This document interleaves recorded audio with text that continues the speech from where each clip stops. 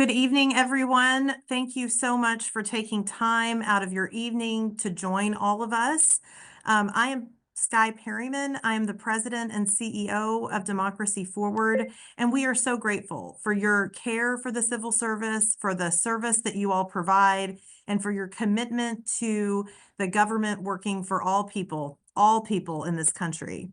I can't overstate the urgency of this moment. At Democracy Forward, our mission is to advance democracy and social progress through litigation and policy advocacy and public education, and that work has never been more critical.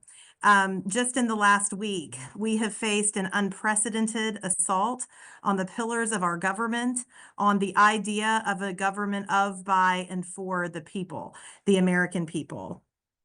We have seen attacks on our civil service, issuing executive orders aimed at dismantling the independent, nonpartisan federal workforce, the workers who do the work of the American people throughout this country and who do it without regard to political loyalty or ideology, but do it out of a commitment to our Constitution and a commitment to the American people. These attacks, they are not just about federal employees or government employees. They are an attack on all people in this country, seeking to replace public servants who owe a duty to the Constitution and to our people in our country with political loyalists is a way of undermining the ability of our government to work for all people. Our team at Democracy Forward is committed to working with anyone out there who will help us respond, and we have responded swiftly and decisively. A week ago today, we launched the Executive Order Legal Response Center, which you can access at democracy2025.org, where we are analyzing all of the executive actions and orders that are coming out of the administration. We have already filed lawsuits, as have so many other organizations and state attorneys general, to ensure that people and communities are protected, and we will continue to use the law to do that. And we also launched Civil Service Strong, which you can access at civilservicestrong.org, which is a coalition uniting civil society organizations, nonpartisan good government groups, legal experts and unions, and just people that care about the government working for all of us in order to ensure that we're supporting civil servants in this time. We know that we are not alone in this fight. There are so many organizations and people and communities that have stepped up and stepped in, and we know that the stakes could not be higher. We will continue to use all tools at Democracy Forward to protect and defend our civil service and our society and our democracy and all people. And I am incredibly excited to get to introduce you to some of our team members at Democracy Forward who are so committed to protection of a government that works for all people and protection of our independent and nonpartisan civil service. Many of you know these people because they have been working for and doing the work for you for some time, but they are new to our community at Democracy Forward, and we are so pleased to have them here. Rob Shriver is with me. He was the former acting director of the Office of Personnel Management in the previous administration. He joined us at 12:01 last week, and what a week it has been for Rob and his lifelong commitment to ensuring that workers are protected and that the American people are protected. We are incredibly honored to have Michael Martinez, who was the Deputy General Counsel at OPM and has joined Democracy Forward. Mike has had a just exceptional legal career and has been at Democracy Forward before. We were incredibly excited that he rejoined the organization. And then, of course, Kylie Russ, who was a senior advisor to the acting director at OPM and has also joined our team in order to protect our democracy, but also protect and make resources for our civil servants in this time. So we are thrilled to have these team members on our team. We are thrilled to be able to share their expertise with you. We know that many of you have questions, that this is a very unsettling time, and we want you to know that we are here for you. We are here to be part of a community. This will not be the only town hall that we will host, but we are so grateful that you tuned in tonight. And I'm going to turn it over to my colleagues, and then just be sure to follow our resources at civilservicestrong.org, democracy2025.org. And then, of course, you can always find us at Democracy Forward. So with that, I'll turn it over to Rob, who is, I know, looking forward to being able to provide some words and resources for this moment. Thank you so much, Sky. Thanks everybody for, as Sky mentioned, taking time out of your evening to join us. I think we have a nice big group here. So I wanted to just sort of summarize at a high level what's gone on over the last week that affects directly the civil service. And it really starts, as you know, with Project 2025, which laid out a clear strategy that was intended to drive out expert career civil servants and replace them with unqualified political loyalists. So we're at the 1 week mark of the Trump administration, and during that week, they have executed what I would characterize as the most aggressive and legally questionable version of their Project 2025 strategy.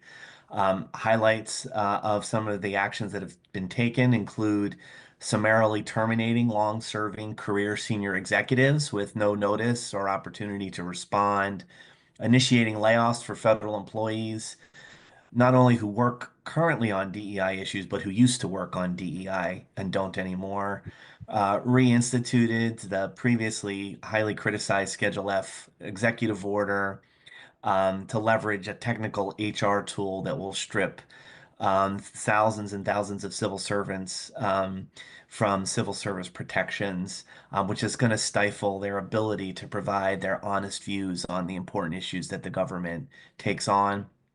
Directing the reassignment of career executives across government away from their areas of expertise in order to install political loyalists in their place. And just last Friday, removed a wide range of inspector generals from across government. And these, of course, are the very people who work on behalf of the American public to investigate waste, fraud, and abuse. They've also stacked the deck on the hiring and firing processes for senior executives by requiring that the boards that make those decisions be dominated by political officials. They have a one-size-fits-all approach for in-office work, moving to a 5-day-a-week requirement that takes the government back at least to the 20th century. And they've instituted a hiring freeze that is particularly strict for the agencies whose missions they don't like. And that prevents those agencies who lose their career experts from backfilling those positions with other career folks. And so while they have done all of those to drive out and sideline career folks, at the same time, they've blown through the guardrails to allow for a surge of unqualified, unvetted political loyalists to populate every nook and cranny of the government. And so the goal is clear to maximize the executive authority over the civil service, including at the expense of the laws that Congress has enacted, which effectively is aimed at shutting down the ability of career civil servants to inform policy decisions and also to push back against unlawful orders. And it's really the American people who are going to suffer as a result. Sky mentioned Civil Service Strong. That's an initiative launched by Democracy Forward and partner organizations to support a nonpartisan civil service and the federal employees who are so critical to this institution. We want you to know that we're fighting for you, and we put this town hall together tonight to answer some questions that you might have. We have some that are teed up to get things started, and we'll get through what we can tonight. And Kylie will go over some of the logistics, but if we can't get through everything tonight, we're going to be updating our Civil Service Strong website, civilservicestrong.org, with the Q&As that we get in from any source that's going to be relevant to this group of people.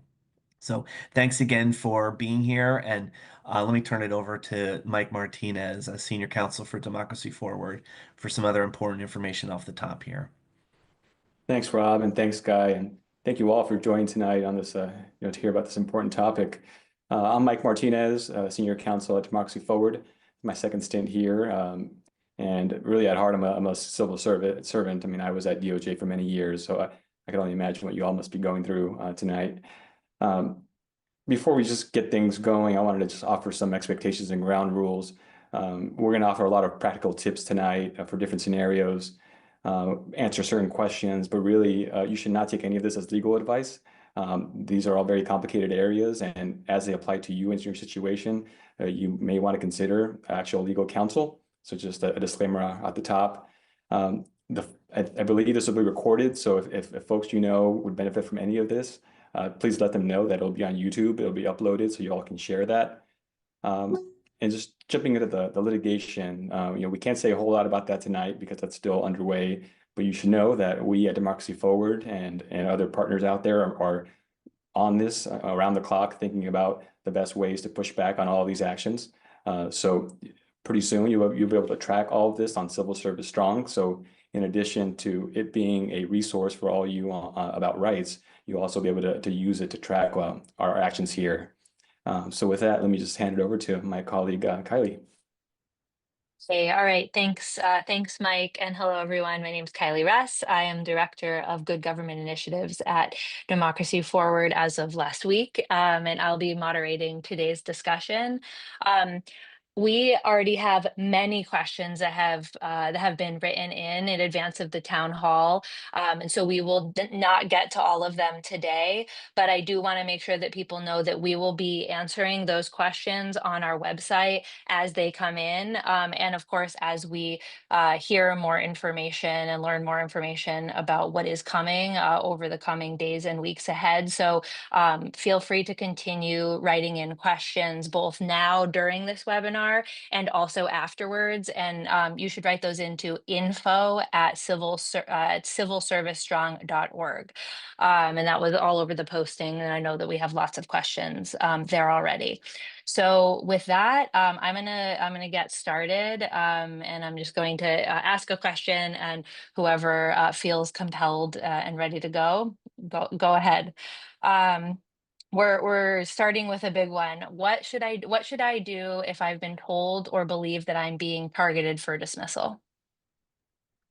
I can jump in there, Kylie. And so there's a lot of details to this particular question, but let me just start with some just good practices that everybody should keep in mind. The first thing is document what happens. Keep detailed records of your job performance. Make sure that you've got your performance reviews, your commendations, your successful projects. Document conversations that you have that are about your performance or about any kind of personnel action that might happen. I think it's possible that you're going to get very little information in written documents that come to you. So it'll be important to document whatever conversations you're having about that. Um, if you are a member of a union, I think that's a great place to go and start. Talk to your union, talk to your union reps, and seek their advice and assistance. If you are not part of a union, then as Mike mentioned, depending on what point you're at in the process, you may want to seek legal counsel. There are experienced federal employment law attorneys that are available and helping out federal employees. They will assist you with evaluating your situation, advising you on your rights, and helping you navigate the different processes. You have different potential avenues for filing a complaint depending on the nature of the action that occurs. So that might include your agency's equal employment opportunity office, if you have claims of discrimination, the Office of Special Counsel for prohibited personnel practices, and the Merit Systems Protection Board for appeals of adverse action. Remember that federal employees do have important rights, important First Amendment rights, due process rights, merit system principles that apply that prohibit a variety of actions that are taken for impermissible means, such as discrimination or based on political affiliation. And then I think otherwise, just more broadly, um, this can be a very stressful situation, and you just want to try not to give any more any ammunition to anybody who is seeking to take action against you. So make sure you stay professional, continue to perform your duties to the best of your ability, avoid engaging in political discussions or activities at work that could be used against you. Be cautious on social media, be mindful of your social media activity, and seek support. Connect with colleagues who may be in similar situations. Um, Consider whether there's some support groups that you might want to join or form together. So those are just sort of some good, just good practices for employees, especially employees who may be getting scrutinized for potential adverse actions. Mike, unless there's anything to add, I'm gonna give a slightly different question. Yeah, really just one thing to add. You all may know, but there's an electronic official personnel folder that has all of your information from your service. You can go online and download, SF50s, SF52s, documents that are important in case you have to defend your record going forward. You can download it, you can print it. I did mine when I left service, and it was as thick as a book for 10 years of service. So I'm sure you all have similar files in there. Thank you. That's a good tip. This one is highly related, but slightly different. What should I do if I believe I'm being targeted for dismissal based on political reasons rather than job performance?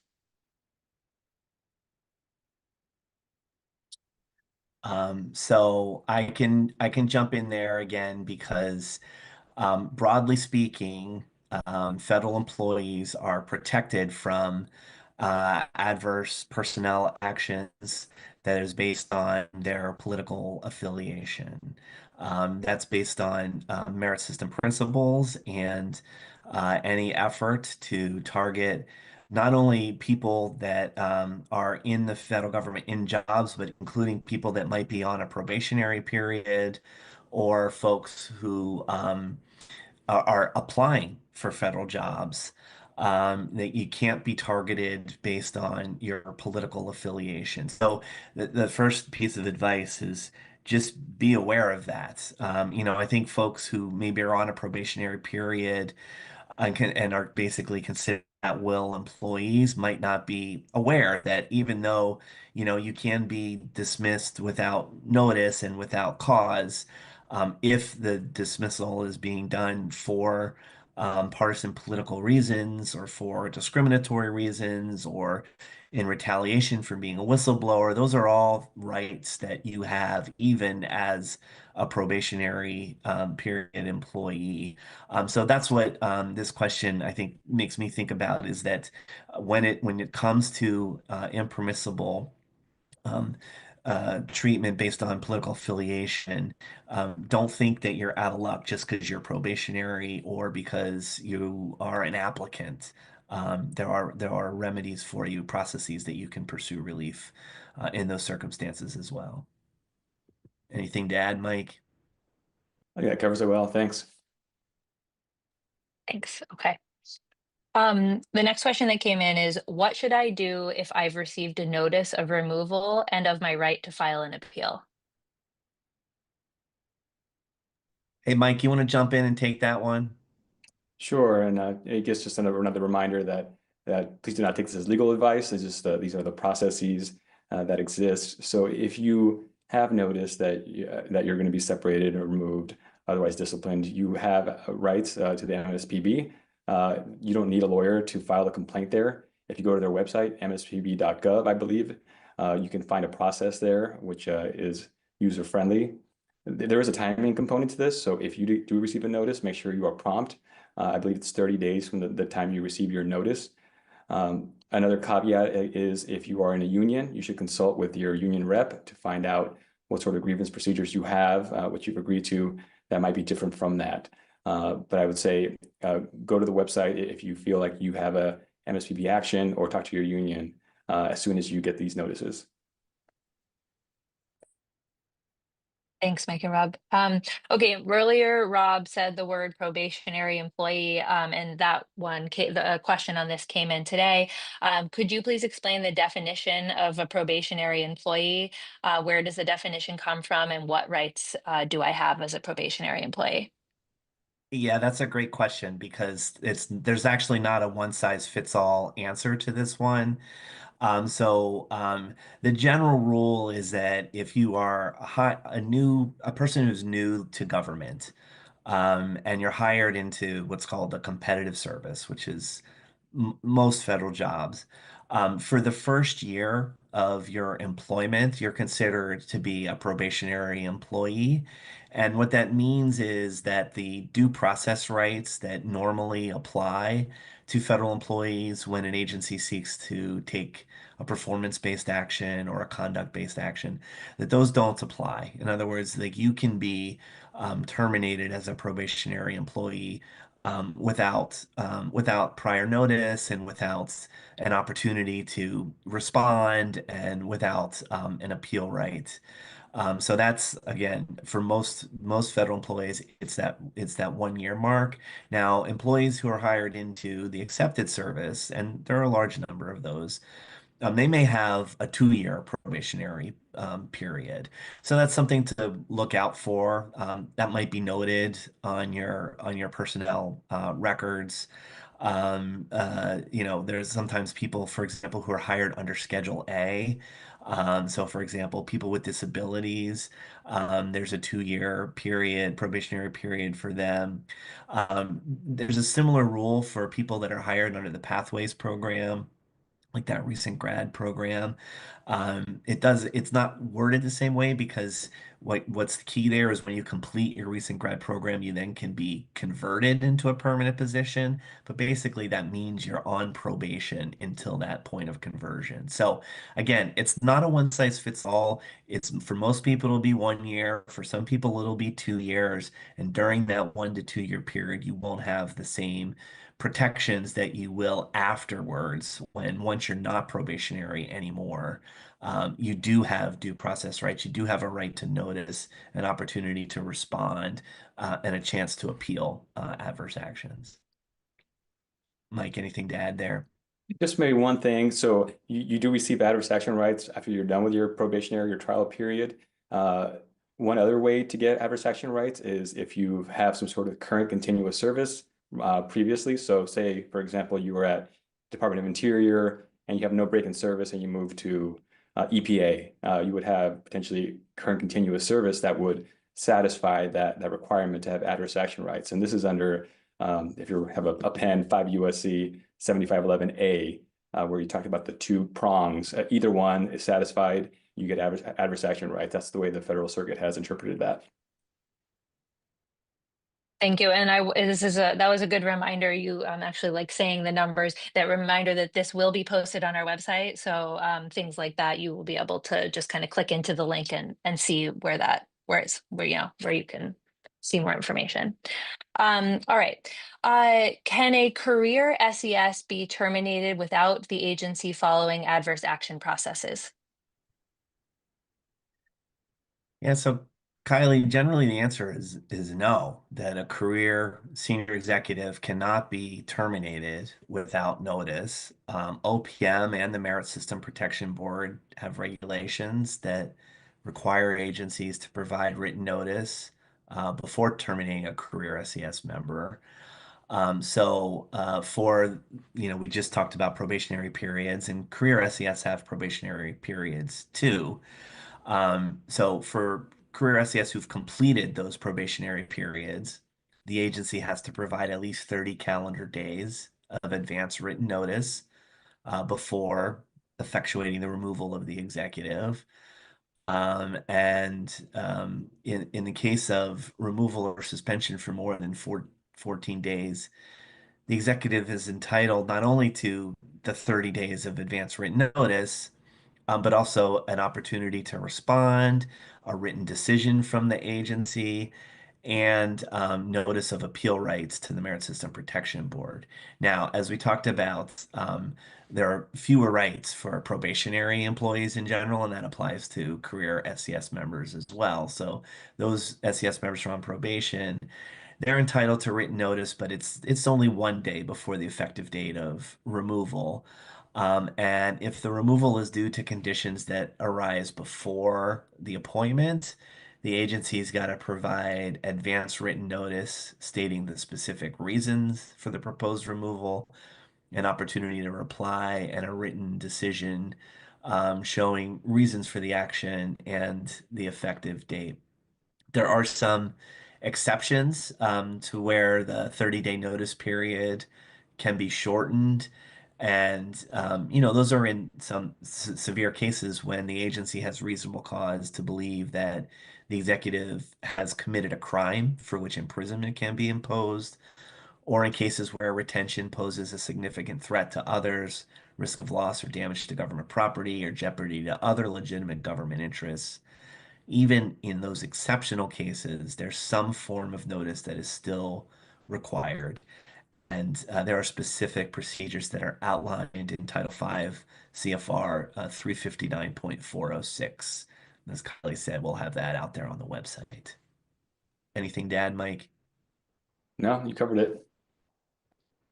Another SES question, highly related, is can a career SES be reassigned without their consent? So that is a feature of the senior executive service as it was originally envisioned, that this would be this cadre of senior executives who could move about government and could be reassigned. So the short answer is yes, but there are some rules and procedures that apply.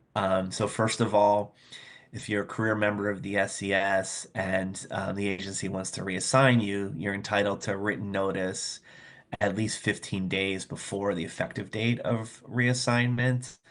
And generally speaking, those reassignments may not be to positions that are outside the commuting area that you're currently in, unless first the agency consults with the affected senior executive on the reasons for the reassignment and the appointee's preference with respect to it.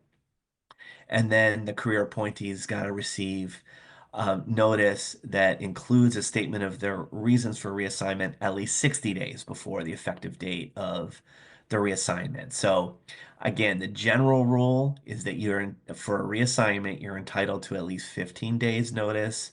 But if the reassignment is outside the commuting area, then you get 60 days plus really what's essentially a chance to consult on that. Now, there are some special rules that apply when a new agency head is appointed, and also when a new non-career appointee comes in who has the authority to make an initial appraisal of that career appointee. So this triggers what's called a 120-day moratorium, during which reassignments, involuntary reassignments, are not to take place. So again, for every SES, every career SES at an agency, when a new agency head comes in, a new, confirmed agency head, there's a 120-day moratorium on these directed reassignments. Even afterwards, when a new non-career supervisor comes in, the people who get the SESers who get their performance reviewed by that new non-career SES, that 120-day moratorium applies then too.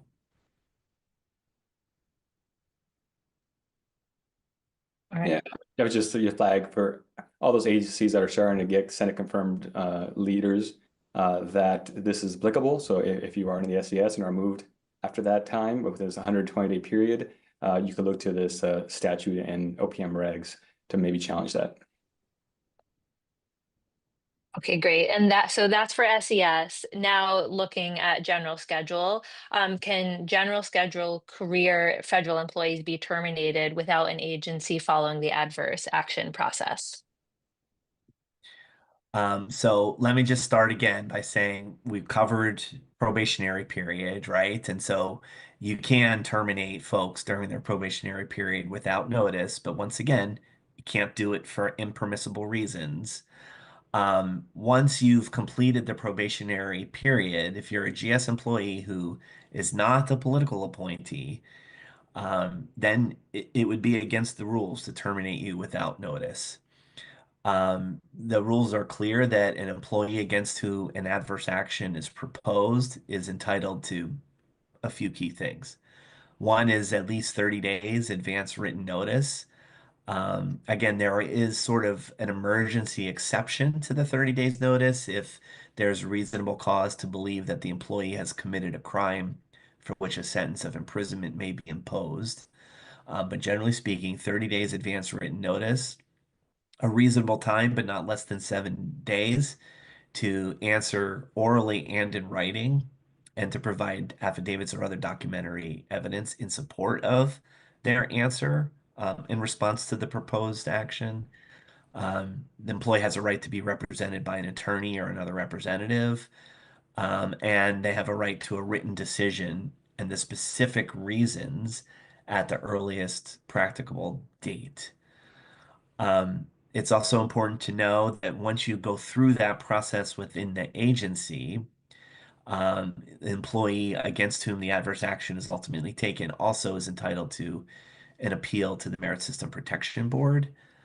And it's just some other kind of housekeeping things to keep in mind is employees are entitled to copies of the notice of the proposed action, the answer, that you provide to the agency, a summary of your oral response, the notice of decisions and the reasons supporting the decision, and any order that effectuates the adverse action, the termination or the suspension. Employees are entitled to have all of that information, which is relevant to an appeal before the board. Mike, anything to add? Maybe just quickly on the carve outs. So this is the general state for Title V employees, which is most of the government, but there are certain statutory carve outs. Most notably, if you are at DoD or VA or independent agencies, you might have different rights, but a lot of them have adopted these procedures. And by statute, in 7511, there are also some other carve outs, but this is the general structure. All right, thanks both. Turning to a new topic, we got a lot of questions about Schedule F, or formerly Schedule F, Schedule Policy Career. What protections do people have against being fired or reassigned under the new Schedule F, Schedule Policy Career classification? Yeah, there was some new guidance that went out today from OPM on this topic, and if you aren't checking already, you should make sure that if you're interested in these issues and want to follow along, a lot of the OPM guidance is getting posted through the Chico Council website, which is chicoc.gov. So it's important to keep track of the documents that are being posted there. So we've talked a lot about career civil servants being entitled to due process rights in connection with any adverse action that's taken against them, including, for example, removals, suspensions of more than 14 days, and demotions. So we've covered that tonight already. I think the key point here is that if implemented, this new schedule policy slash career would take away those rights from anybody who's moved into positions in this new schedule. You may be aware that during the Biden administration, OPM issued final regulations back in April that lay out the reasons why the previous Schedule F is both bad policy and is contrary to the law that's on the books. And under those regulations, employees were given a new appeal right to the MSPB that would apply if they were moved into the new schedule without their consent. And so even if no adverse action occurs, but you're somebody who's just moved into that new schedule, under the OPM regulation from last April, there would be a right to file an appeal about that. And the rationale for that, of course, was that federal employees who lack due process protections and are able to be terminated in the way that Schedule F and this new schedule policy career policy would do, it's going to be harder for them to offer candid opinions, offer their views that may be different than the views of the political leadership, and or push back against orders that they think are unlawful. So that's why there was a new appeal right created to the MSPB under OPM's authority to do that. Um, so obviously the guidance today and the president's order from last week take a different position. And so I think the best advice that I can put forward is just this will be an issue that is likely subject to litigation. And so if you are somebody who is moved into this scheduled career policy and or then has an adverse action taken against you without following adverse action procedures, um, connecting with your union and or other legal representation to consider potential appeal rights is it would be a good idea. Mike? No, I agree. I think that covers it. Great, and this one probably maybe could have gone before this, but someone wrote in, how can I determine if my position might fall under the new Schedule F, Schedule Policy Career Classification? Yeah, so I think frankly you just would be predicting at this point because the agencies are going through a process of identifying which jobs they believe should move into this new schedule. Um, Both the original executive order that created Schedule F, the new executive order, and the guidance that OPM issued today identify several factors and characteristics of positions that agencies are to take into account in identifying the jobs that should move into this new schedule. So I can kind of go through some of the key things that are in those documents. One is if your role involves policy influencing responsibilities such as shaping, implementing, or advocating for policies that significantly impact Americans. Two, if you directly or indirectly supervise employees who are in scheduled policy career positions. Or three, if your duties align with categories that the director of OPM indicates may be appropriate for inclusion in scheduled policy career. Those are all like the broad categories. And as I mentioned, OPM has provided some more detailed guidance. And there's also an opportunity for agencies to suggest to OPM other types of positions that should be considered for movement into the scheduled policy slash career that are not within the categories that OPM has already identified.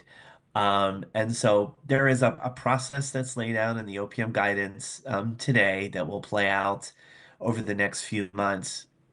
But I would also note that even though there's some timelines in there, agencies are encouraged to submit information on a rolling basis. So it's possible that as soon as agencies start submitting that information, employees will hear more about their individual status, meaning that it may not be, all the way up until the deadline that is in the OPM guidance today. You may start hearing sooner than that. Anything to add, Mike? No, nothing further. All right, thanks. Turning to DEI, a couple people wrote in, I have been placed on administrative leave due to working in a DEI office. What are my rights and options? Yeah, I can jump in here again and just I'll note that first of all, before I give this answer, let me just say that I know folks are going through a really tough time with this, and it's very upsetting. and it's very difficult to sort of contemplate what's going on here. So, all of that is to say that administrative leave is paid time off. And so it can be tough to like challenge that action in and of itself, meaning the agency's decision to put you on administrative leave. I know how it would feel. Even though you're getting paid, you're being shunted aside and not allowed to do your job. And so it's cold comfort that, you're getting paid. But um, uh, bottom line is that um, agencies have some pretty broad discretion on putting folks on administrative leave. It's going to be tough to challenge. That discretion's not totally unlimited. So if you think that there are unique circumstances that apply to you that show that maybe you're being singled out for particularly egregious treatment here. So, for example, they put a bunch of people in similar positions on administrative leave and then decide to bring everybody else back except for you. That's the kind of time when you might want to think about reaching out to your union or your legal counsel. Mike? I would just say if the next steps of reductions in force, in the past, those have been met often with litigation because they have strict statutory and regulatory requirements at every step. So agencies have been, more gun shy about actually going through with them because of how complicated they are. So if you are subject to a reduction in force, that is something that you should keep in mind as you speak with your counsel and go forward. Thanks. How can people think about transferring their skills to other areas of government work if their DEI related position has been eliminated? So I guess I would answer that one this way. If you want to apply for other federal, if you go through the process that Mike just described and you wind up being subject to a reduction in force, um, it's definitely worth looking into what your rights are as somebody who has been subjected to a reduction in force. But the other thing I would also say is folks should apply for any other federal job in which they're interested in which you're qualified for, because it's illegal for an agency to disqualify you from consideration because you worked on DEI in a previous job. Like that's not a legitimate reason to exclude you from consideration, to deem you unqualified, to not offer you a job if you're the best candidate. Agencies can't discriminate against people just because they worked on issues that the Biden administration thought were important and the Trump administration thinks are not. So there are different tools out there. There's a job exploration tool on USA Jobs that could be helpful for you in plugging in sort of what your experience and what your skills are and helping you find other types of jobs in the government that you'd be qualified for. So you can check out those kind of tools. But again, the main takeaway that I want to leave you with on this question is that it would be illegal for an agency to disqualify you, not consider you, not hire you if you're otherwise qualified for a job just because you worked on DEI in the past. And speaking of illegal, I want to move on to what whistleblower protections exist if people do violate or see observe violation of federal law or abuse of authority in implementing these new policies. Yes, so there are whistleblower protections, and they get into a lot of details about when they apply and who can make use of them. Generally speaking, retaliation against whistleblowers is illegal, and there are remedies for people that are, everybody who's covered by the prohibited personnel practice provisions. There's also a privilege to report waste, fraud, and abuse of course, to your IG and also to members of Congress. So that's kind of the broad answer. Mike, do you want to add anything there? No, I think that's right. Yeah, these it's a obligation to report wastewater and abuse in many instances. So there are protections for that. So those, I think we have more of that on the Civil Service Strong website. Yep, for sure. Okay, great. I can't believe that I'm saying this, but we're actually already at our last question. I know that there were lots of questions we didn't get to, and we will address those moving forward. This one's a little bit kind of proactive. What should civil servants join AFGE or another union if they're able to? And will being a part of a union increase the chances of protecting civil servants? Well, Kylie, I feel like I need to disclose to everybody on the call that I worked as a lawyer for the National Treasury Employees Union for 13 years at the beginning of my career. So I got a little bit of a bias here. My view is that joining the union is a good idea, and that having workers join together in these times is really a very important thing to do. There's a lot of benefits of joining unions. You could be covered by litigation that unions might bring. You have access to grievance procedures, union contracts, um, stand up even when federal policy changes. There are rules about that. That means there's different remedies for union workers than there are for non-union members. When you join a union like AFGE, NTU, NFFE, IFPTE, on and on and on, there's, lots of great unions out there.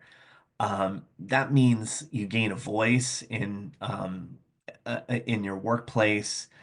Um, my friends at AFGE say that when workers stand together, we build the strength to shape decisions that impact our daily lives. And that you'll get the tools to take control of your workplace, ensure that your rights and concerns are heard and respected. Remember that unions, not only do they represent individual employees, but they negotiate contracts that are designed to reflect what matters. And they try to really make sure those contracts have substantive meaning to them. And they negotiate on all conditions of employment. And let me tell you about another thing that helps when you join a union is the unions often can be the workers' voice to Congress. And the stronger the union is, and the more people that join those unions, the stronger the voice is to Congress. The Congress knows the unions that got the most people that have signed up for them, that are working with them, represented by them. So it's important to know that too. Um, there also can be other benefits of being a union member that are outside of just like representational contract. Sometimes they have benefit programs and things like that. So I think that, everybody should think about looking up who the union is at your workplace, um, understanding if you're in the bargaining unit. And then I'm sure that if you want to talk to a union rep about joining up, I'm sure they'd be happy to talk to you and explain the benefits of their particular union. But let me just say, I'm really proud that the unions are such critical partners in this overall effort that Sky laid out at the very beginning of the conversation. We're happy to be side by side with them in wrestling with all of these issues. So I don't know if Mike or Sky, when you want to wrap, if there's anything more you want to say on that. I'll pass it to you, Sky. You're You are. muted. Okay, well, I just wanted to thank everyone for tuning in. We know this is a hard and unsettling time. We really take quite seriously the service that you continue to do and have done for our country. And we want you to know that there is a team that is committed to doing everything in our power to try to make sure that you get the resources and information that you need, to try to make sure that not just you are protected, but the American people have a government that works of, by, and for them. And that is really our focus. So you've met some of our colleagues here tonight. I hope you'll continue to tune in and meet other of our colleagues. You can reach us. We don't do any kind of, we don't do AI. You reach a human when you reach out to Democracy Forward. So if you go to civilservicestrong.org and want to contact us, want to get information, you can sign up. And the very people that you have met tonight and that you will hopefully meet on other town halls will be the ones looking at and really, seeking to make sure that we're getting you information. Tonight, of course, is not a substitution for consulting with your own advisors and your own legal counsel, but we do want to make sure that we're providing information and a place for community. We are not going to give up on you. We are not going to give up on the American people. We have a saying around here where we say we believe democracy is worth the fight, and the fight for democracy is the fight for people. And so thank you for everything that you do for all of us. And we are here. We will set more of these opportunities to get together. And please do go to civilservicestrong.org, democracy2025.org. And then you can always find us at democracyforward.org. Follow us. And we really do appreciate the time that you took out of your evening to attend tonight.